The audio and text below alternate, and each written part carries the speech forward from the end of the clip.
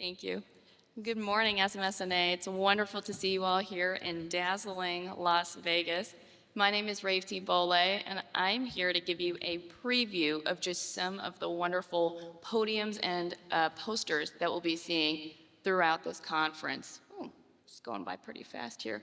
We'll start off with the category of, wait a second, how do I pause this? Okay, we'll start with the category of erectile dysfunction. Now, throughout the conference, you will see a number of different abstracts related to the use of chlorhexidine gluconate irrigation. And multiple of our authors here have looked at the question of, does the use of chlorhexidine gluconate increase the risk of implant infection? So retrospective analyses were performed of over 1,600 IPP operations across 12 different centers. And these are just some of the studies that I've shown here today. But these authors, in the Monday session at 9:30 a.m., will tell you why they believe that in IPPs impregnated with minocycline and rifampin, they did not see an increase in infection rate. But in IPPs that were hydrophilic coated, they do believe that a higher infection rate was seen, particularly with the use of chlorhexidine gluconate for irrigation and dip as well. Also, in the Monday session at 9:30, these authors tried to answer the question, are rear tip extenders associated with inferior prosthetic outcomes? And these are results from the PUMP Collaborative. So it's a multi-institutional retrospective of 4,300 men undergoing primary IPP. And these authors will tell you in that Monday session why they believe that RTEs are associated with an increased risk of postoperative complication, almost 10% versus 5.2% without. So that'll be Monday. Next, also in that same Monday session at 9:30 a.m., a question that many implant patients are quite concerned about, penile length, both pre and post implant insertion. So these authors bravely studied across 4 penile implant centers in the United States, 500 IPP patients with measurements taken both pre and post implant inflation, and they will tell you why they found that the mean length and width actually increase after IPP placement, and that is across both device types. So potentially some reassuring data for patients. In the next category, sex and cancer, this is a neat study that will be presented Tuesday at 7 a.m. These authors asked the question, is it possible to monitor erectile function in real time during prostatectomy?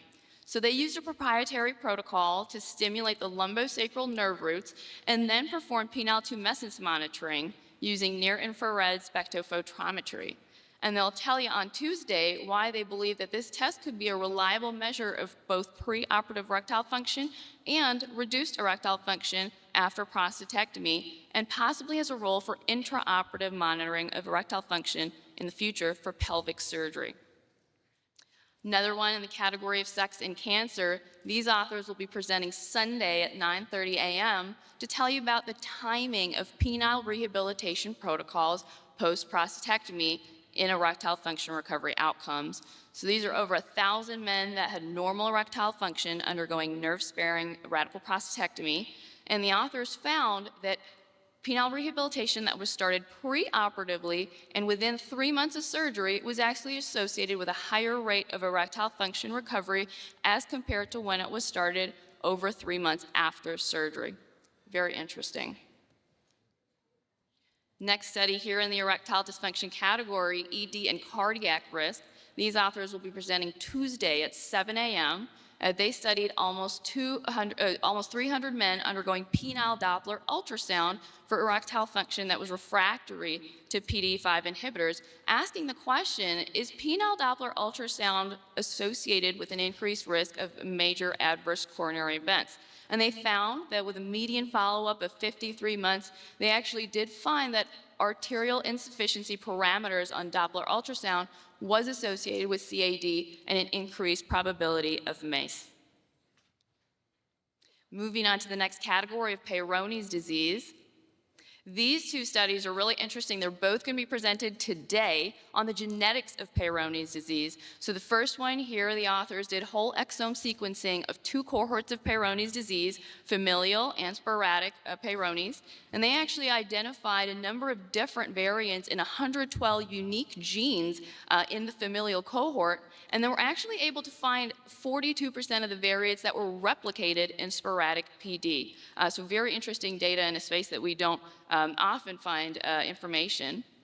And the next authors here are looking also at genetics, but a particular novel Peyronie's disease genetic test called the PD gene test. And this looks at two different SNPs. And the authors found, and they'll tell you today at 5 p.m., how one of the SNPs predicted the severity and the subtype of the Peyronie's disease, and the second SNP was predictive of having or developing Peyronie's disease in future. Next, platelet-rich plasma. It's all over the lay press. So far, essentially still investigational, but these two studies explore the use of platelet-rich plasma in Peyronie's disease. Is there any kind of a role? So the first authors here on the left-hand side are presenting on their ongoing placebo-controlled randomized controlled trial. They have 29 patients who've completed the trial so far, injecting 0.5 milliliter of PRP 2 weeks apart with a 3-month crossover. And their findings that they'll tell you about are that the group that underwent PRP injection first had about a 10-degree improvement in curvature at 6 months, whereas that difference was not found in the group that underwent saline injection first. The second group presented here on the right looked, and they'll be presenting on Sunday. This was a 2-center prospective study, 38 patients with stable phase Peyronie's disease, getting 4 milliliters of PRP injected 4 weeks apart. There was no control in this study. And these authors will also present about how at 3 months they found a median reduction in their data of 10 degrees. Next study in this space on Peyronie's, the use of a novel treatment protocol for collagenase Clostridium histolyticum for men who previously had the traditional protocol undergoing around 6 to 8 injections and did not respond. This will be presented today at 4:26 p.m. This is an ongoing randomized controlled trial. And so far, 23 men of the 38 men enrolled have completed their treatment. And so this interim analysis here, the authors will tell you, showed a whopping 55-degree improvement in penile curvature that they'll present to you, and 71% of those men reporting no change or an improvement in erectile function. So very interesting, will be later today. Next category, ejaculatory and orgasmic disorders. This first study looks at premature ejaculation, something that's very distressing to patients, looking at the use of clomipramine, sildenafil, and a combination of both in a multi-center phase 3 trial across 24 institutions in Korea. They looked at almost 800 men with PE and normal erectile function that were randomized to 3 groups undergoing 12 weeks of treatment. And what this group will tell you tomorrow morning at 9:30 a.m. is that they found that clomipramine and sildenafil together increased IELT by 4.6 minutes, which was better than either agent alone, and that's tomorrow morning.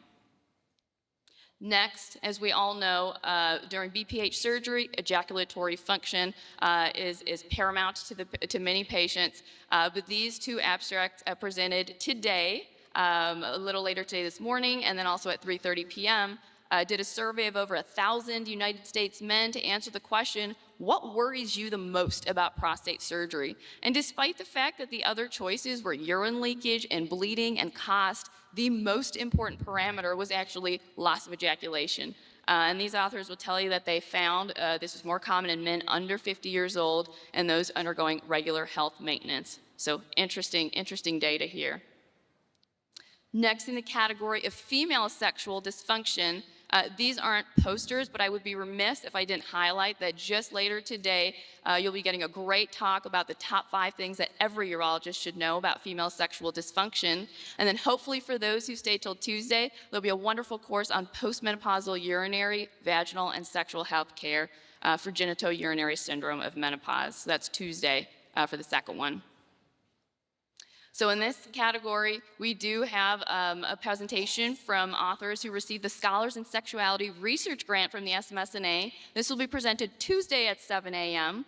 These authors looked to see if there was a correlation between female partner sexual satisfaction and male partner satisfaction with their IPPs. And they actually did find a positive relationship between these parameters, and that 80% of females would have their male partner undergo IPP again. And interestingly, they also identified that the mean score for female sexual function was actually concerning for sexual dysfunction in the female partner, which really presents a great opportunity for couples counseling for all of our couples coming in to talk about penile implants. And finally, in this category, I'd like to highlight, we all know that diabetes in males can really impact their sexual function, but these authors will be presenting Tuesday morning about how, in a study of diabetic women, they actually found that diabetes also significantly affected female sexual function as well, so that'd be Tuesday morning. Finally, to wrap up these previews, testosterone deficiency. This abstract is from actually the prostate cancer session Tuesday morning. This is looking at the impact of testosterone replacement in men after prostatectomy going on therapy versus no treatment for those with testosterone deficiency, and what this does to biochemical recurrence. And essentially, these authors found that TRT had a protective effect against BCR, biochemical recurrence, versus untreated men with testosterone deficiency. So very interesting. This will be Tuesday morning for further details. GLP-1s, the drugs that are in a lot of the media currently, these authors will be presenting tomorrow morning on what GLP-1 effects could be on testosterone level. And essentially, their key finding that they'll present is that GLP-1 use was actually associated with a significant increase in testosterone level independent of weight loss. So very interesting, and you'll have to wait till tomorrow morning to find out more details about that one. And finally, to wrap up, these authors also presenting tomorrow morning on the association of ambient light, time spent outdoors, on testosterone level. And they'll explain to you why they believe that men who spent over 2 hours outdoors had reduced odds of low testosterone in their study. So with that, please enjoy the rest of the program. Get outside to boost that testosterone level, and thank you so much for listening.